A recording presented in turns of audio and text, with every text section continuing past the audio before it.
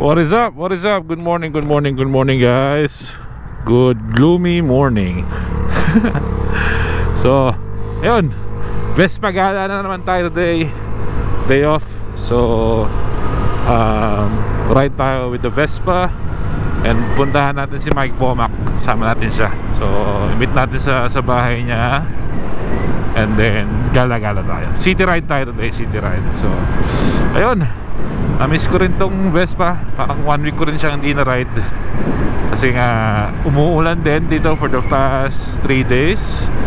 Ngayon lang medyo kumalma ang panahon. Pero medyo malamig. So, kumalma yung panahon today. Walang ulan. Overcast siya, no? So, which is good for riding. Sarap mag-ride pagka overcast ang panahon.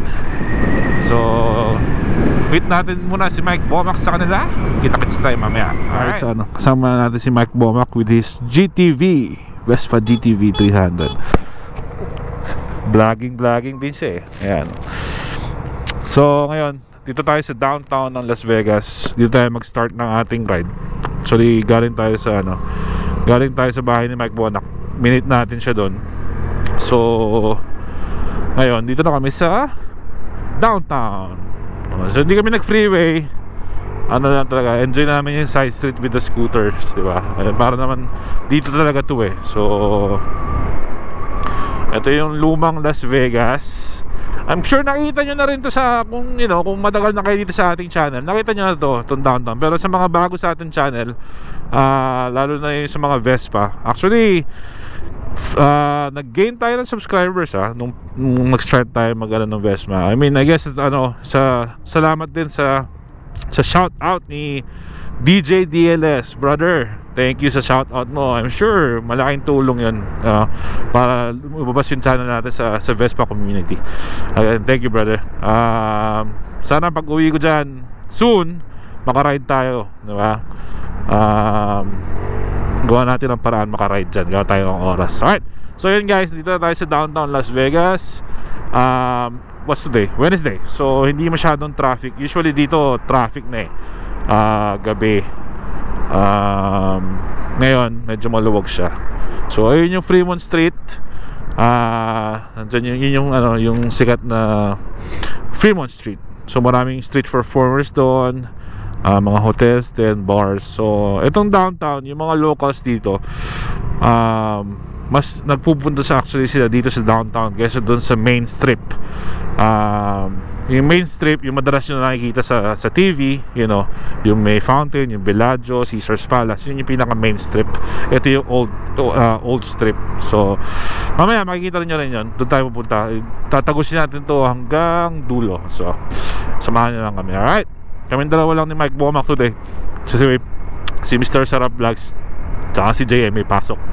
So and maganda yung panahon, masarap mag-ride. So yun. Alright, let's go.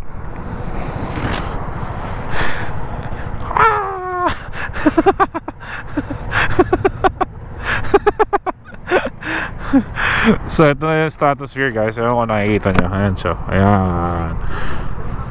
It's running. It's okay. No? Sira ulo yun. Itatakbo pa po na. Ayan. So yes. Gago. Mga talaga walang magawa din. Ano? So yun yung stratosphere. Sa ibabaw niyan may mga rides. So ito yung isa sa mga arco dito. Actually recent arco lang to eh. Mamaya punta tayo dun sa sa original na Las Vegas sign. So ayan yes sir. Sa gabi maganda siya.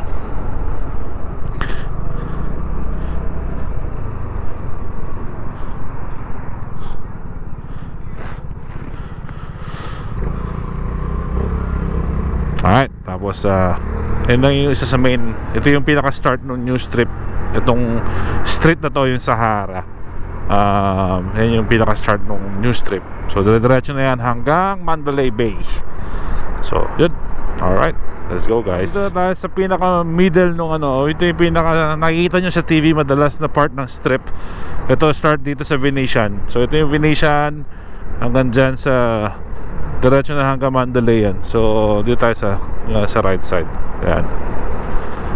So ito yung Venetian. Ayun yung Caesar's Palace, yung malaking nandun sa diretso. Kaya daanan natin yan. So ito yung madalas na napapakita or makikita sa pictures, yung mga aerial shots. Ito yung part na yon hanggang dun sa Mandalay Bay. So ayun, medyo maluwag kasi nga Wednesday today. And it's around, I don't know, 1 PM maybe. Wala akong oras eh. Hindi pa na kailangan palitan pala yung baterya nito. Meron para sariling watch battery itong clock ng ng ating 2010 Vespa GTS.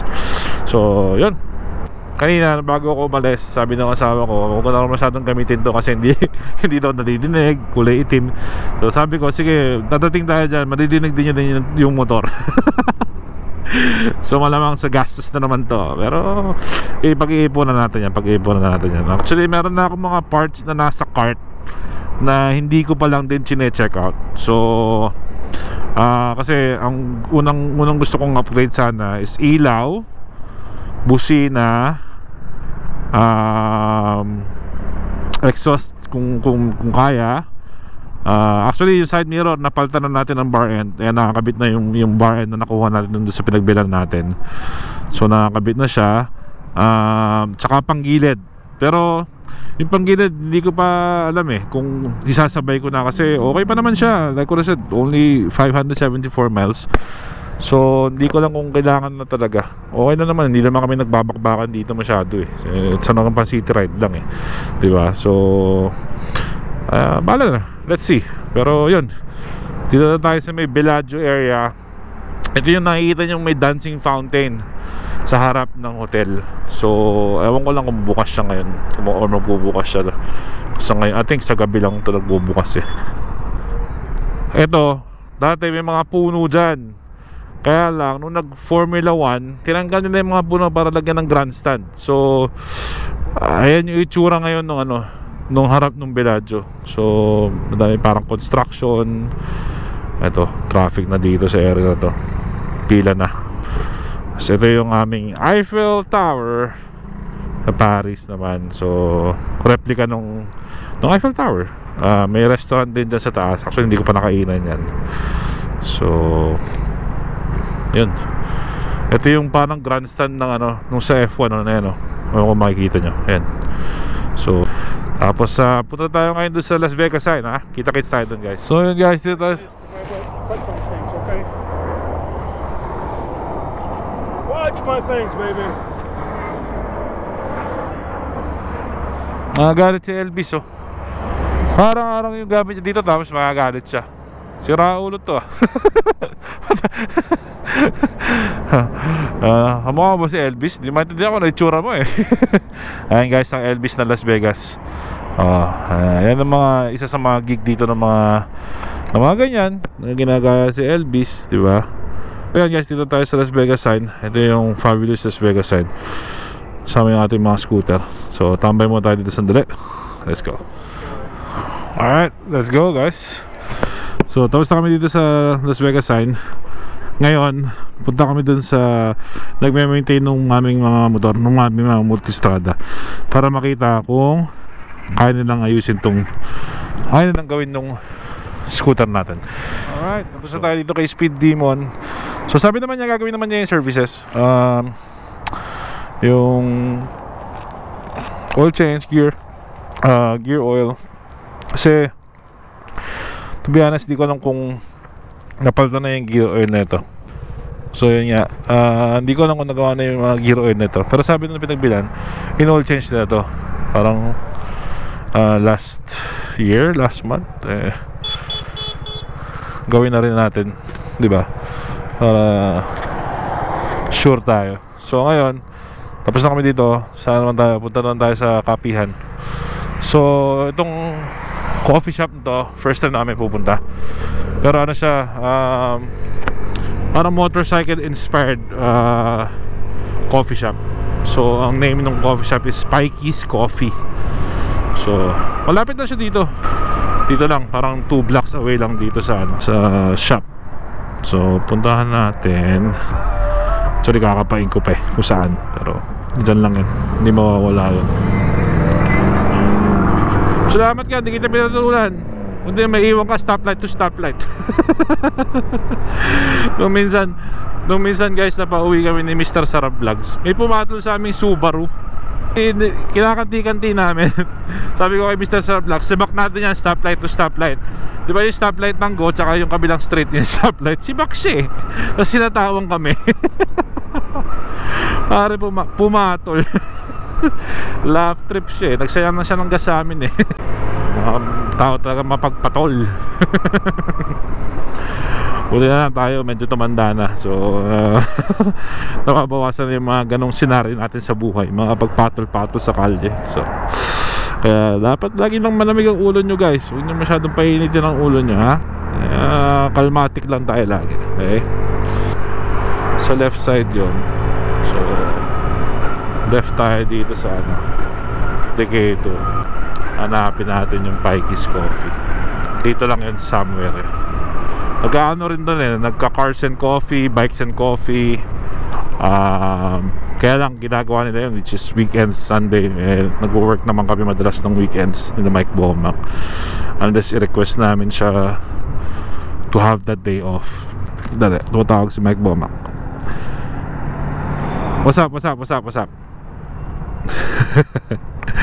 So guys, sa vlog ni Mike Bomac maririnig nyo ang boses ko. Inspired by ano yan, DJ DLS. Di ko alam kung dito yun o dito, pero nandyan lang yan, somewhere. Oo. Suplado. Porkit naka-scooter kami, bahala kayo sa buhay nyo. Ano yun? Dito lang yun eh. Pagka wala dito, lampas na tayo. Hindi. May isa pa doon. Sunset ata. Ayun. Spikey's Coffee. Pero ano kasi to eh, parang motorcycle inspired coffee shop.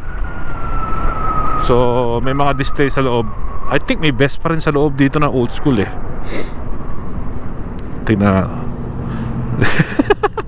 Well, yours the newest school. Spikey Coffee. Parang ano rin, parang linggo yung bikes and coffee na ano na. All right, let's coffee. All right, tapos na tayo magkape. May energy na ulit. Yeah. Ngayon, may oras pa naman kami. Akit kami ng Red Rock. With the Vespas. So ano pa itsura natin pag naka-Vespa. Actually makikita natin yan sa vlog ni Mike Bomac kung itsura natin. I'm sure maliit ng Vespa sa atin, pero wala eh, masarap siyang gamitin, masaya siyang gamitin guys. Alright, so kita-kits tayo sa Red Rock.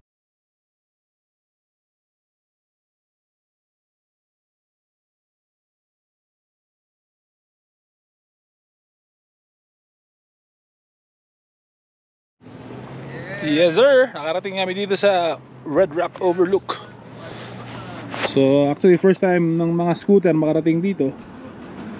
Okay naman yung biyahe, relax na relax. Wala namang ano, actually speed limit dyan parang 55 lang eh. So nagsi 60-70 kami, so that's not bad, diba? Pero ayan, yung ating GTS ayos pa naman. Yung GTV ni Bomac ayos na ayos. So ayan, ayun, overcast guys. Medyo malamig siya. Yun lang problema sa ano, sa scooter, no, malamig. Wala yung kamay, walang cover. Yung paa hindi masyado, yung legs hindi masyado nakatatago eh. Yep. So tambay lang tayo ulit dito. And then tingnan natin kung saan tayo pupunta pa. Yun na, nakasagat na ng sariwang hangin. Baba na ulit tayo. Talagang quick tambay lang. Sinubukan lang namin i-activate yung scooters dito. So tingnan natin kung saan tayo mapupunta. Let's go. Dandan. Hop. Ingat mo yung pangatlo. Thank you. Alright guys, nandito tayo sa Lexus of Las Vegas. So bibisitahin lang tayo yung kaibigan natin. Mambubudol tayo dito si Pogi. So kasama rin namin to, nagmumotor, nagkokotse. May scooter to na 150cc. Kasama natin to sa lahat, sa drifting. Sa lahat off-road, lahat ng bisyo rin meron din to. So, pasyalan natin, pakita lang natin yung mga bikes natin. So, yun guys, uwi in time na. Pinasya lang namin si Pogi kasi nga gusto niya makita yung mga Vespa. Sabi ko i-ride niya eh. Ayaw pa niya i-ride eh. Baka alam mo na, yun yung mga pag na-ride mo, shit, di ba? Mabawa ka mabudol. So, yun, I'll just end the vlog here. Thank you sa pagsama sa ating ride today. Shout out to Mike Bomac. Madami na meron tayo napuntahan today. Hindi ko lang alam kung ilang miles yun, pero nag-start tayo ng ride 12 something, mag-aalas 5 na. So alright, until the next one, like, share, and subscribe kayo guys for more content. Like what I said, madami pa sigurong content itong magagawa natin sa Vespa. So until the next one, ingat kayo dyan and enjoy. Let's go.